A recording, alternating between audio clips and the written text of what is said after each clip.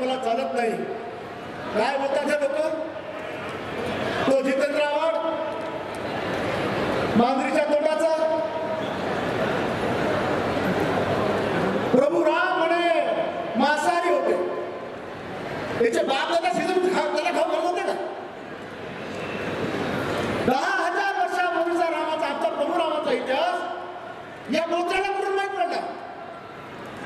जंगलामध्ये राहणारी, कंदमुळे खाणारा तो राजा, आदर्श राजा, मर्यादा पुरुषोत्तम राजा, एका आईच्या वडिलाच्या शब्दावर जरी वनवास भोगला, जरी एक पण दिवस स्वीकारला बहु प्रणाली असताना सुद्धा अशा प्रभू रामाला नाव द्यायचं काम या लोकांनी सतत यापर्यंत केलं। परंतु आता मात्र हा शिवरायांचा मावळा आणि हा वानरसेनेचा सैनिक आता मात्र येणार याची जागा दिल्याशिवाय गप्प बसणार नाही। एबीपी माझा, उघडा डोळे बघा नीट।